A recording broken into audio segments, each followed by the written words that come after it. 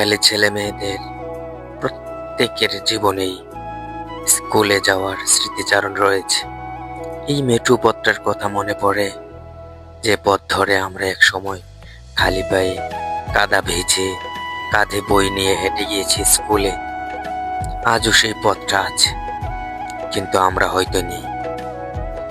এই কিশোরদের চোখে আমি দেখি আমার পুরনো সকালগুলো, আমার পুরনো স্মৃতিগুলো, যেখানে ছিল না স্মার্টফোন, ছিল কেবল বাঁশির বাজনা, বাতাস আর খেলার সঙ্গে মাঠ। জীবনটা সোজা ছিল, অথচ কত আনন্দ ভরা। এই দৃশ্যগুলো হারিয়ে যাচ্ছে। সংরক্ষণ করতে হবে, স্মৃতি নয় সময়।